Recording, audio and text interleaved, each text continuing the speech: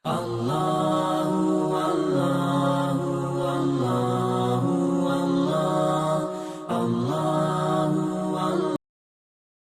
kita pada malam hari ini adalah bab yang baru, babul imamah, bab tentang adab-adab imam dan makmum. Hadis yang pertama dari bab ini adalah an Abi Hurairah radhiyallahu anhu anin Nabi sallallahu alaihi wasallam qala ama yakhsha alladhi yarfa'u ra'sahu qabla al-imam an yuhawwila Allahu ra'sahu ra'sa himarin aw yaj'ala suratahu surata himarin. Dari Abu Hurairah radhiyallahu anhu bahwasanya Nabi sallallahu alaihi wasallam bersabda, apakah orang-orang yang mendahului imam mengangkat kepalanya sebelum imam mengangkat kepalanya, apakah mereka tidak takut kalau nantinya Allah Subhanahu wa taala akan merubah kepala mereka dengan kepala keledai? Ataukah Allah Subhanahu wa taala akan merubah wajah-wajah mereka dengan wajah-wajah keledai? Dan ini merupakan sebuah ancaman yang sangat keras dari Nabi sallallahu alaihi wasallam kepada orang-orang yang mendahului imamnya. Dan mendahului imam dalam salat dengan sengaja itu merupakan dosa. Orang yang melakukannya maka dia sudah berdosa. Dia sudah melakukan pelanggaran di dalam salatnya. Dan mendahului imam dalam salat, ada mendahului yang akan membatalkan salat kita, ada juga mendahului yang tidak membatalkan salat kita namun tetap akan berdosa. Yang pertama adalah mendahului imam yang membatalkan salat kita, dalam artian salat kita itu tidak sah, yaitu pada saat kita mendahului imam dalam dua gerakan. Gerakan yang pertama adalah mendahului imam dalam takbiratul ihram. Jadi imamnya belum bertakbir, baru mengangkat tangannya, dia sudah takbiratul ihram duluan, maka ini solatnya tidak sah. Dia solat berjamaah, dia sebagai makmum, namun dia mendahului imamnya takbiratul ihram, maka solat yang dikerjakan tersebut tidak sah. Apakah dia melakukannya dengan sengaja ataukah tidak dengan sengaja?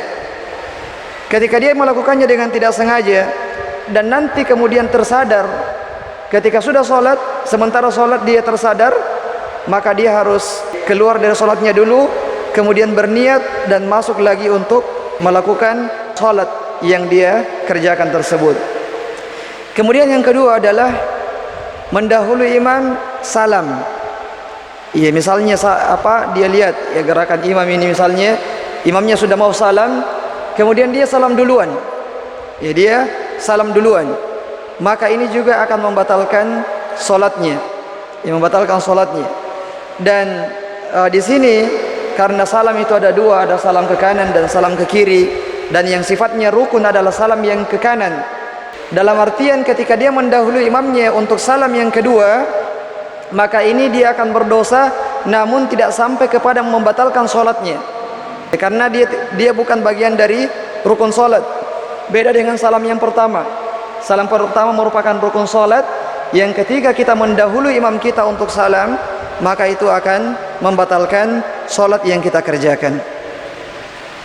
Ya, kemudian jamaah yang dimuliakan oleh Allah Subhanahu wa taala, hadis yang kedua, an Abi Hurairah radhiyallahu anhu anin Nabi sallallahu alaihi wasallam qala innama ju'ila al-imamu liyutamma bihi fala takhtalifu alaihi.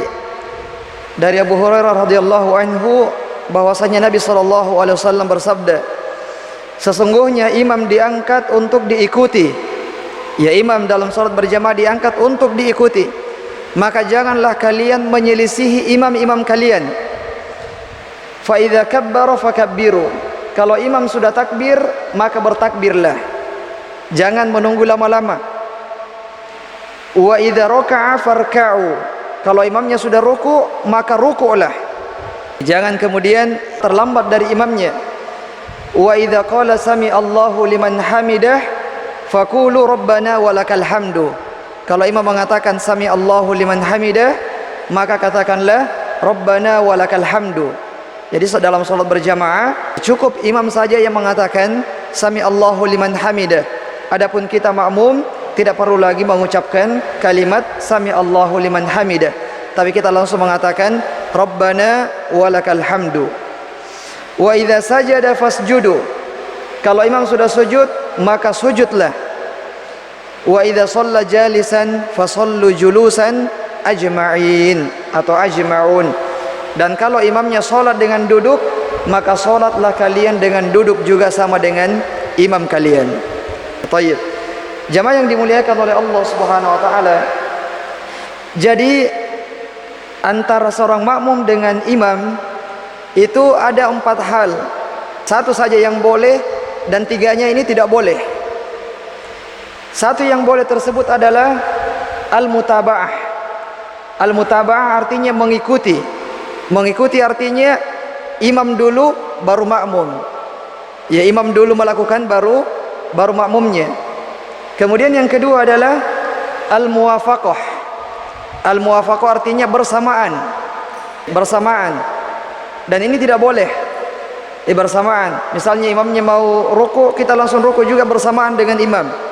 Dan ini tidak boleh. Yang boleh adalah imam dulu baru makmumnya di belakang mengikuti. Kemudian yang ketiga adalah al-musabaqah atau mendahului imam. Ini jelas tidak boleh. Mendahului.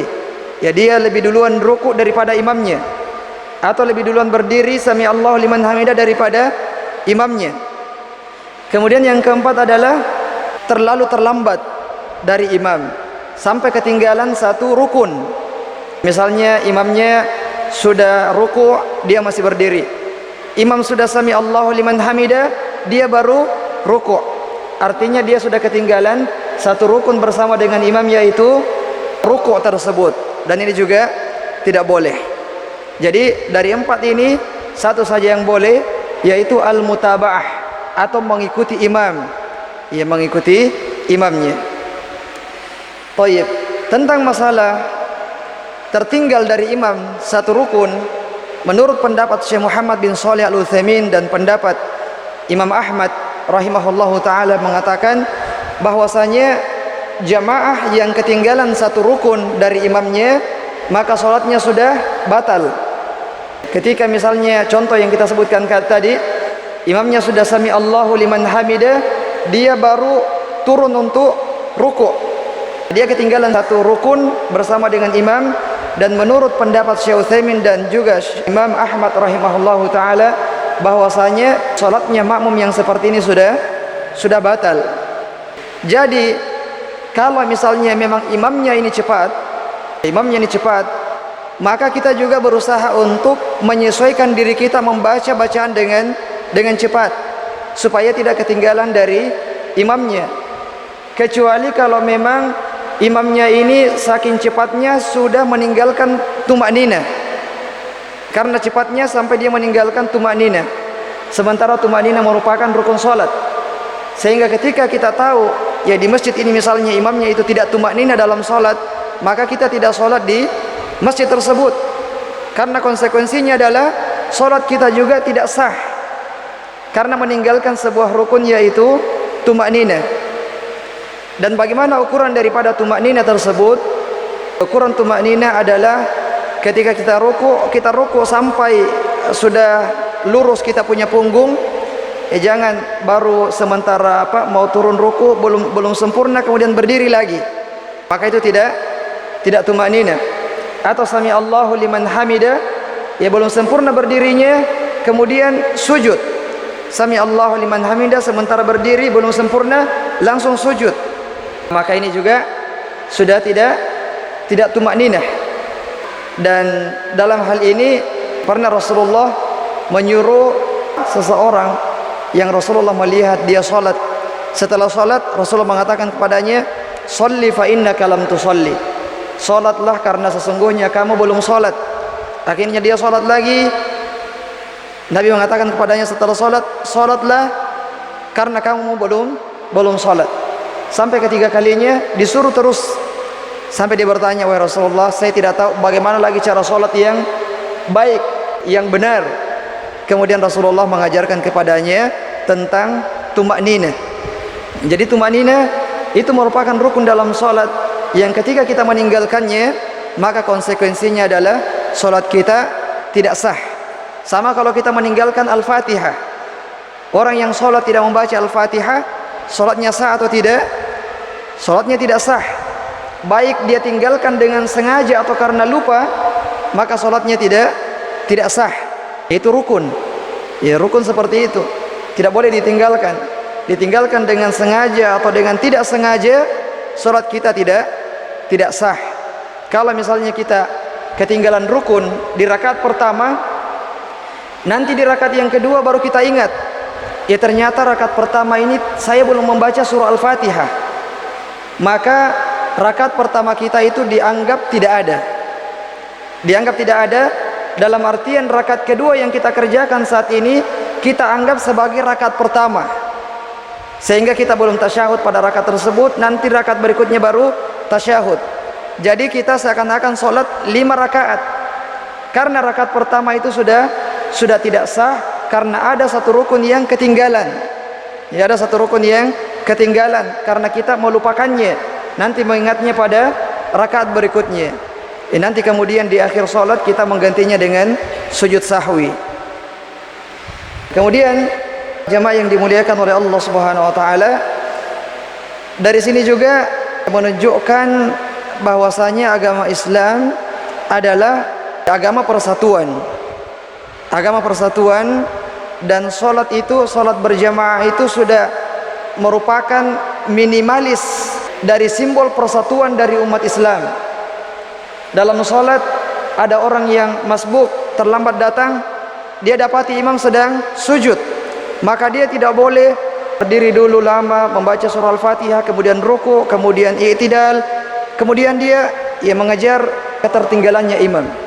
Tapi yang wajib dia lakukan adalah takbiratul ihram, kemudian langsung sujud bersama dengan imam, dan tidak boleh menyelisihi imam dalam gerakan-gerakan yang seperti itu.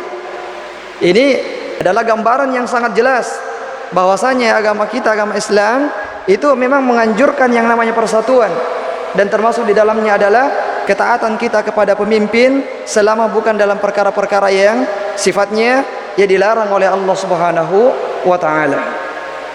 Bahkan dalam sisi ketika imam misalnya sholat dengan duduk karena dia sedang sakit, maka makmum yang ada di belakang harus juga sholat dengan duduk. Tidak boleh kemudian imamnya sholat dengan duduk, kemudian makmumnya di belakang sholat dengan berdiri. Ya, misalnya imamnya sakit tidak bisa berdiri, maka dia sholat duduk, makmum yang ada di belakang itu juga harus sholat dalam kondisi duduk, meskipun mereka sebenarnya sanggup untuk berdiri. Sebagaimana hadis yang akan kita sampaikan selanjutnya dari Aisyah radhiyallahu anha, qalat shalla Rasulullah sallallahu alaihi wasallam fi baitihi. Rasulullah pada saat sakit parah di akhir-akhir hayat beliau, dan beliau tidak bisa lagi sholat dengan berdiri, beliau sholat di rumahnya dan sholat dengan duduk. Wa shalla wara'ahu qaumun qiyaman, dan orang-orang di belakangnya ini sholat dengan berdiri. Sholat dengan berdiri, makmumnya di belakang sholat dengan berdiri. Kemudian fa asyara ilaihim an ijlisu, akhirnya Rasulullah memberikan isyarat kepada mereka untuk duduk, dan boleh memberikan isyarat dalam sholat. Sama ketika kita sholat ada orang yang memberikan salam, kita boleh menjawabnya dengan isyarat, ya, dengan mengangkat tangan seperti ini supaya dia tahu bahwasanya kita sedang sholat. Atau kalau dia tidak melihat kita, boleh kita memberikan isyarat dengan suara, apakah dengan mengeraskan suara kita, takbir kita misalnya pada saat kita bertakbir, supaya dia mengetahui bahwasanya kita sedang sholat. Ya, boleh memberikan isyarat dalam sholat selama isyarat itu tidak berlebihan yang akan mempengaruhi gerakan-gerakan sholat yang kita kerjakan. Kemudian setelah sholat, Rasulullah mengatakan kepada sahabatnya, innama ju'ilal imamu liyutamma bihi, sesungguhnya imam diangkat untuk diikuti. Fa idza raka'a farka'u, kalau imam ruku' maka ruku'lah, kalau imam berdiri maka berdirilah, kalau imam mengatakan sami Allahu liman hamidah maka katakanlah rabbana walakal hamdu, dan ketika imamnya sholat dengan duduk maka sholatlah kalian dengan duduk sama dengan imam kalian.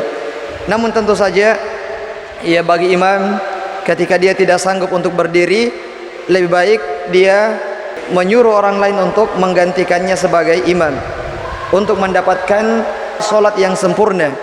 Dan Rasulullah juga ini melakukannya sekali.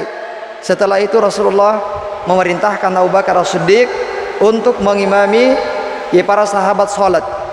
Ya, ketika Rasulullah tidak mampu lagi menjadi imam, mengimami para sahabatnya dalam solat berjamaah, maka Rasulullah memerintahkan Abu Bakar As-Siddiq untuk memimpin solat berjamaah. Dan ini juga sebagai isyarat dari Nabi bahwasanya yang berhak untuk menjadi khalifah sepeninggal Nabi sallallahu alaihi wasallam adalah Abu Bakar As-Siddiq radhiyallahu taala anhu. Karena diangkatnya menjadi imam itu bukan perkara yang sepele. Ya, Rasulullah tidak mengangkat Abu Bakar As-Siddiq menjadi imam itu bukan tanpa alasan, tapi sebagai isyarat yang sangat besar kepada sahabat yang akan datang setelah meninggalnya Rasulullah, bahwasanya yang berhak untuk memimpin kalian ya dalam sholat berjamaah dan tentu saja dalam kehidupan bernegara adalah Abu Bakar As-Siddiq radhiyallahu taala anhu. Kemudian hadis yang selanjutnya jamaah sekalian yang dimuliakan oleh Allah Subhanahu wa taala adalah An Abdullah bin Zaid Al-Khatmi Al-Ansari radhiyallahu anhu qala haddatsani al-Barra wa huwa ghairu kadhub qala kana Rasulullah sallallahu alaihi wasallam idza qala sami Allahu liman hamidah lam yahni ahadun minna dhahrahu hatta yaqa'a Rasulullah sallallahu alaihi wasallam sajidan thumma naqa'u sujudan ba'dahu. Jadi dari Abdullah bin Yazid dia mengatakan ketika Rasulullah sudah mengucapkan sami Allahu liman hamidah dan para sahabat berdiri dan mereka senantiasa berdiri sampai Rasulullah sujud, sampai Rasulullah meletakkan jidatnya ini di tempat sujudnya, barulah kemudian para sahabat di belakangnya itu ia juga mengikuti Nabi SAW untuk sujud bersama dengan Rasulullah SAW. Ini salah satu gambaran ya tentang bagaimana yang namanya mutabaah atau mengikuti. Sebagaimana yang kita sampaikan tadi, yang benar itu adalah mengikuti, tidak boleh juga bersamaan. Ya, misalnya sujud kita juga langsung sujud bersamanya, tidak, tapi kita mendahulukan dulu imam kita, kemudian kita juga sujud setelah imam tersebut sudah rapat jidatnya atau sudah sampai di tanah untuk sujud. Nah, ya kemudian hadis yang selanjutnya jemaah sekalian yang dimuliakan oleh Allah Subhanahu wa taala adalah An Abi Hurairah radhiyallahu anhu anna Rasulullah sallallahu alaihi wasallam qala idza ammana al-imamu fa aminu. Kalau imam sudah mengatakan amin, maka ucapkanlah juga amin. Fa innahu man wafaqa ta'minuhu ta'minal malaika ghufira lahu ma taqaddama min dzambih. Karena siapa yang bersamaan aminnya dengan aminnya malaikat, maka Allah Subhanahu wa taala akan mengampuni dosa-dosanya yang telah lalu. Dari hadis ini kita mengambil pelajaran tentang sunnahnya mengucapkan amin pada saat kita selesai membaca surah Al-Fatihah dalam solat kita. Sunnah bagi imam dan juga bagi makmum. Jadi bukan cuma untuk makmumnya saja, tapi ini sunnah juga berlaku untuk imamnya. Karena sebagian kadang-kadang kita solat ya, imamnya itu tidak mengatakan amin, atau dia mengatakan amin tapi tidak dijaharkan suaranya. Tapi yang benar adalah imam juga mengatakan amin dan dia menjaharkan suaranya, dia mengeraskan suaranya. Tentu saja pada sholat-sholat yang sifatnya jahriyah. Adapun pada sholat duhur, pada sholat asar, maka tentu saja tidak dijaharkan bacaan aminnya. Dan amin itu sendiri artinya kabulkanlah. Karena dalam surah Al-Fatihah kita membaca doa. Doa yang kita baca adalah ihdinas siratal mustaqim. Ya Allah, tunjukilah kami jalan yang lurus. Ini merupakan doa. Dan dari sini juga kita mengambil pelajaran di antara adab-adab berdoa adalah kita memulai doa kita dengan tahmid, dengan memuji Allah Subhanahu wa taala. Ketika kita mau berdoa, tidak langsung meminta, ya Allah berikanlah saya ini, ya Allah berikanlah saya itu. Tapi adabnya adalah kita mendahului doa kita dengan memuji Allah Subhanahu wa taala. Dan di antara adabnya berdoa adalah kita menyebutkan nama-nama Allah Subhanahu wa taala dalam doa-doa kita. Ya, nama-nama yang sesuai dengan apa yang akan kita minta. Dalam surah Al-Fatihah ini ya doanya cuma satu saja, namun didahului dengan banyak, ada pujian, ada menyebutkan tentang sifat-sifat Allah Subhanahu wa taala, nama-nama Allah Subhanahu wa taala, tentang rububiyah Allah Subhanahu wa taala. Alhamdulillahirabbil alamin, ya kita memuji Allah. Ar-Rahmanir Rahim, kita menyebutkan sifat nama-nama Allah Subhanahu wa taala. Malik Yaumiddin, kita menyebutkan sifat Allah Subhanahu wa taala. Kemudian kita mengatakan iyyaka na'budu wa iyyaka nasta'in. Kita mengakui kita adalah seorang hamba yang hanya kepada Allah kita menyembah dan hanya kepada Allah kita memohon pertolongan. Baru setelah itu masuk kepada doanya. Jadi yang lebih banyak di sini adalah puji-pujiannya kepada Allah Subhanahu wa taala. Dan kalau kita memperhatikan banyak doa-doa yang seperti ini yang didahului dengan puji-pujian dan juga menyebutkan nama-nama dan sifat-sifat Allah Subhanahu wa taala. Seperti misalnya dalam Sayyidul Istighfar. Dalam Sayyidul Istighfar juga ya demikian. Kita menyebutkan banyak sekali pujian-pujian kepada Allah Subhanahu wa taala, barulah kemudian kita meminta apa yang ingin kita minta kepada Allah Subhanahu wa taala. Ini adab ketika kita berdoa. Dan juga ya di antara faktor, di antara sebab dikabulkannya doa seseorang adalah ketika dia mendahului doanya dengan menyebutkan nama-nama dan sifat-sifat Allah Subhanahu wa taala yang kita sebut dengan tawassul. Ya, bertawassul kepada Allah dengan sifat-sifatnya. Allah berfirman, "Walillahil asmaul husna fad'uuhu biha." Allah itu memiliki nama-nama yang baik, maka berdoalah kalian dengan menyebutkan nama-nama yang baik tersebut. Dalam kisah 3 orang yang terperangkap di dalam gua, semua mereka berdoa dengan menyebutkan amal-amal solehnya. Ini juga termasuk tawassul yang dibolehkan. Bertawassul dengan menyebutkan amal soleh yang pernah kita lakukan. Ya, kita pernah misalnya pernah melakukan amal soleh yang kita rasa ini amal soleh yang paling ikhlas. Ya, kita sebutkan, kemudian kita berdoa kepada Allah Subhanahu wa taala. Ini diantara ya adab-adab kita ketika kita meminta kepada Allah Subhanahu wa taala. Di sini juga kita mengambil pelajaran bahwasanya ucapan amin itu tidak bersamaan dengan ucapannya imam.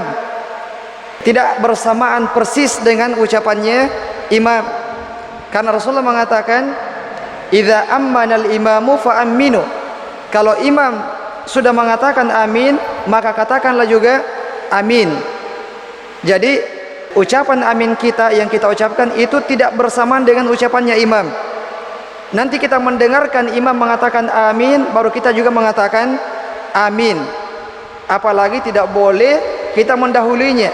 Imam mengatakan waladhdallin, baru menarik nafas untuk mengatakan amin, ya kita sudah mengatakan amin. Ini tidak sesuai dengan sunnah. Karena kita sudah mendahului imam, dan kita tidak boleh mendahului imam dalam segala perbuatan-perbuatan dalam solat kita. Jadi ya pastikan dulu kita mendengarkan suara aminnya imam, baru kita juga mengatakan amin.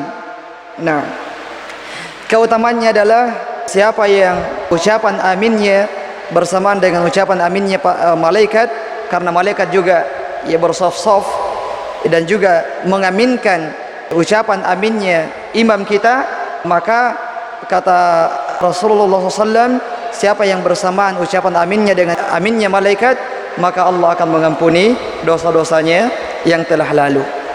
Ya mungkin kita bertanya, bagaimana caranya kita tahu? Kita kan tidak dengarkan itu aminnya malaikat. Ya kita cuma berusaha saja. Yang penting kita mengucapkan amin, kita berharap semoga ucapan amin kita itu bersamaan dengan ucapannya malaikat. Adapun kalau kita tidak mengatakan amin, otomatis tidak akan bisa bersamaan.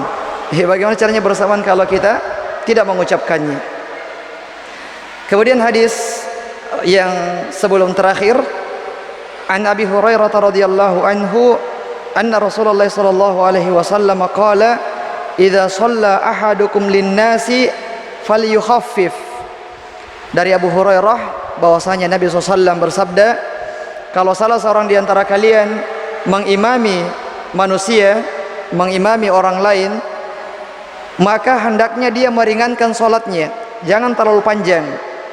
Karena sesungguhnya di antara makmum itu ada orang-orang yang lemah, ada orang-orang yang tua, ada orang-orang yang sakit, ada juga orang-orang yang punya kebutuhan yang mendesak. Wa idza shalla ahadukum li nafsihi falyutawwil ma syaa. Kalau dia salat sendiri, maka silahkan dia perpanjang semampu dia, semau dia. Dia mau salat 1 jam silahkan, mau salat 2 juz silahkan, mau salat sampai misalnya 15 juz silahkan. Ya kalau ada yang bisa. Tapi kayaknya tidak ada yang bisa.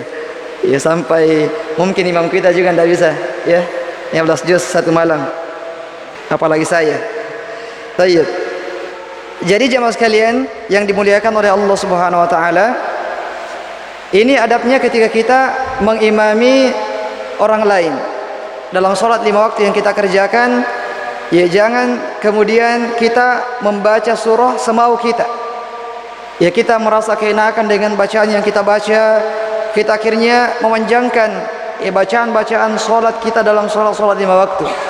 Sehingga kadang-kadang ada orang di belakang kita yang sudah gelisah, terutama yang punya janjian misalnya. Ya sudah ada janjian pas setelah salat asar, ya kemudian dia harus bertemu di sini misalnya.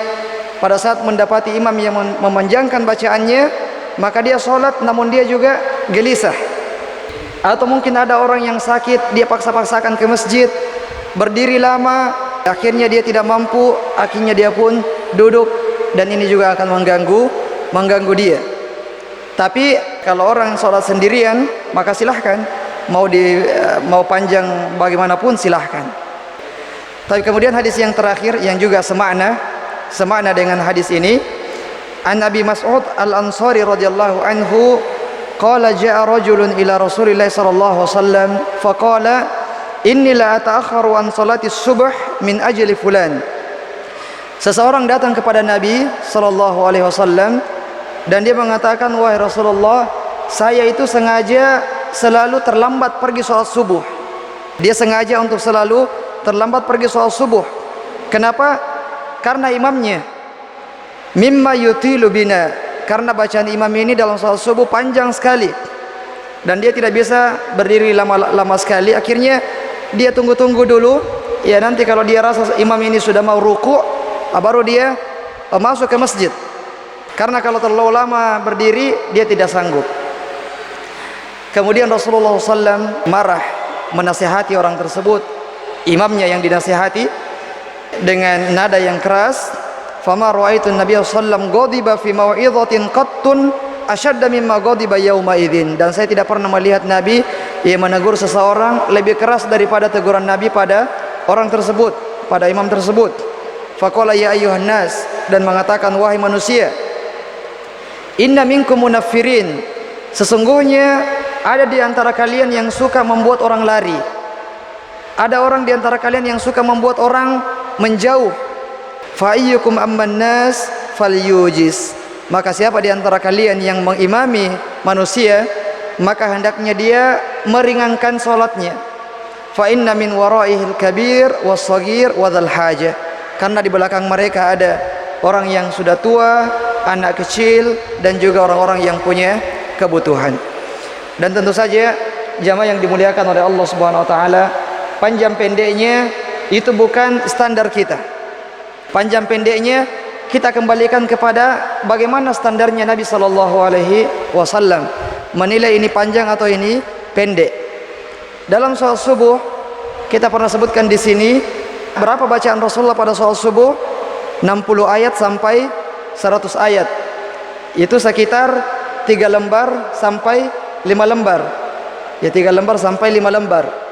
Kemudian orang yang datang mengadu ini, dia mengatakan panjang sholatnya, dan Rasulullah menegurnya.